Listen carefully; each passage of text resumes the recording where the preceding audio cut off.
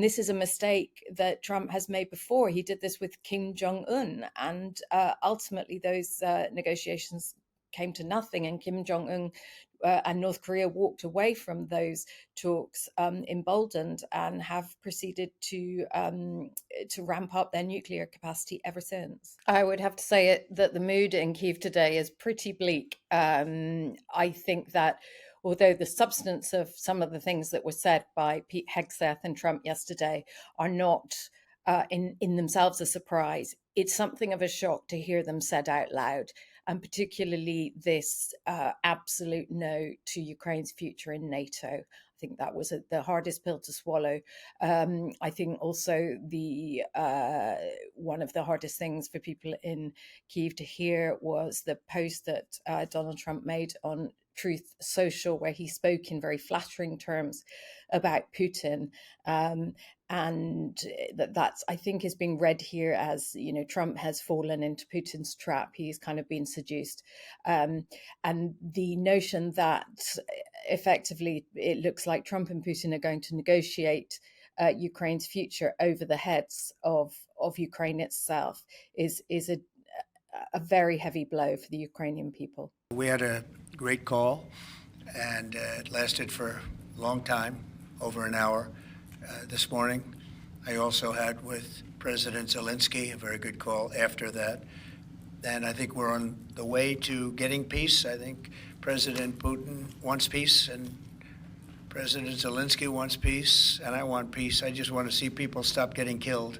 I mean, what Trump has spoken about, what he was speaking about after his phone call with Putin, really came across, I think, certainly here in Kyiv and also in much of Europe, as giving away key concessions to Putin, but giving nothing of what Ukraine might want out of this. So in essence, the feeling is that Donald Trump has essentially surrendered many of these points before the negotiations have even begun. I mean, people here are comparing Trump's behavior to that of Neville Chamberlain in 1938 before the Second World War, and even compared the discussions between Trump and Putin to the Molotov-Ribbentrop Pact, which was a non-aggression pact between the Soviet Union and Nazi Germany that obviously fell apart when the Second World War began. But that is the terms in which it's been spoken of here, that this is appeasement. We had a very good talk with people didn't really know what President Putin's thoughts were, but I think I can say with great confidence he wants to see it ended also. That's good. And we're going to work toward getting it ended and as fast as possible. They're not comparing it to World War III, because I don't think that there is any faith that Trump would come to their rescue. I mean, I think that one of the things that Zelensky will be taking with him to Munich tomorrow, and something that people here are urging him to say, is to widen this out and to try and point out to the Americans that this is not just an issue of Ukraine's future. It's about the future of places like Taiwan. What message are you sending to China if you are really ripping up the consensus of the modern age that great powers cannot take territory by force, and that you don't get rewarded for acts of aggression in this way? So that's the larger picture that they will be putting to him. But I mean, in terms of, in Ukraine itself, they see that what Trump has done is surrender on their behalf. Absolutely, Putin is the winner of certainly what has come out from the Trump team and from the White House last night. Putin has got everything he wanted. This is something that's been talked about a lot in Ukraine, about the dangers of freezing the conflict along this front line, which is what effectively the proposition is, although there would be a peacekeeping force, Hegseth said, European or non-European, but not American, to police that peace. I mean, the view from Kyiv is simply that all you are doing is buying time for Moscow to rearm, to rebuild their, fairly devastated armed forces at the moment, to re-recruit and be ready to come back. And Ukraine's seen that before, because that's what happened after the annexation of Crimea in 2014, and the Russia fomenting a separatist movement in the Donbass. The bringing that down from a hot conflict to a low level one for those 8 years, all that did was give Russia the capacity to rebuild militarily and come back in 2022 and almost take Kyiv. So, the security guarantees that Ukraine would need to make any agreement here, I mean, those would have to be very strenuous. The other thing that's recalled here in Kyiv is the Budapest memorandum, which was the post-independence agreement for Ukraine to surrender the Soviet nuclear weapons that were on its territory. Now, that agreement was meant to come with security guarantees from the West that Ukraine's territorial independence and its sovereignty would be respected in return for giving up those weapons. Look what message is being sent to other countries who might be persuaded to give up their nuclear weapons. Don't do it. As an investment in the UK's growth and security too. I was just talking to a member of Zelensky's party about what he saw Zelensky's task as being in Munich, where tomorrow he will meet Vice President Vance. He'll meet Marco Rubio, the Secretary of State, who will be leading these negotiations, and some of the other players, including the Special Envoy Keith Kellogg. And that MP said, that really there is a limit to what Zelensky can do with those people, because they are not the decision makers, that ultimately it is Trump. And that really Zelensky's main task will to be focused on making this personal face-to-face meeting with Trump in Washington, to make that happen, and then to try and win Trump over in person. I mean, we know this about Trump, that he deals with things very much in personality terms.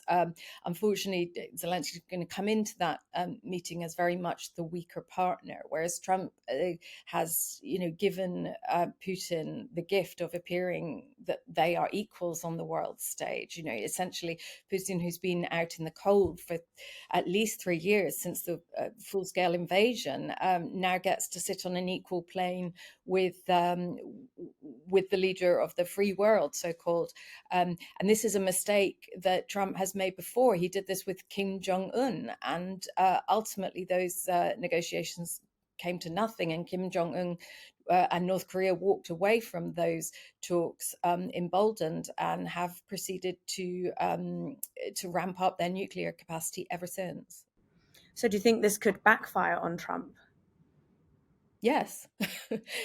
He may have to make, he's talking about withdrawing the US from Europe, and making Europe take over its own security. And I mean, then there's absolutely merit in that Europe should be taking on more responsibility for its own security. But he's doing so because he's talking about the need to pivot towards the Asia Pacific, and to spend more time looking at China as an adversary and a rival. Well, Russia is a close partner of China, and he's just sent China a very strong message that that America is not interested in getting militarily embroiled in the conflicts between other countries. So if China were to take a message from this, that they have a clear path to invade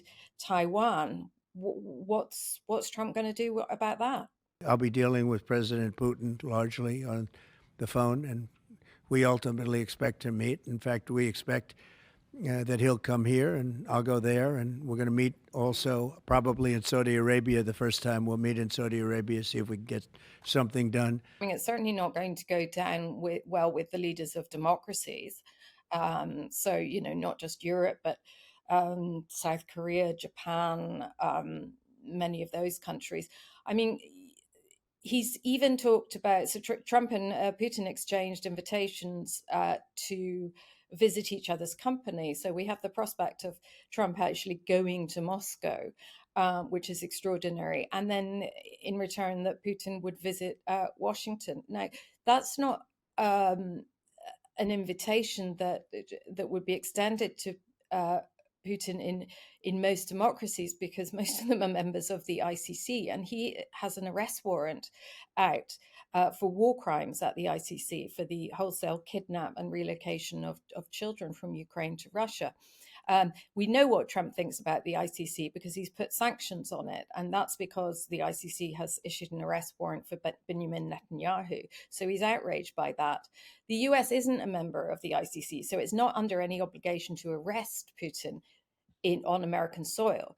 The fact that he would invite an indicted war criminal onto US soil, and not obviously Netanyahu has already been to the White House. That's a more controversial arrest warrant. The Putin arrest warrant was something that was praised by every democratic country and every country that stands with Ukraine. So the notion of seeing Putin rewarded for his aggression with a visit to the White House, I think, is pretty shocking for every other stalwart American ally over the years.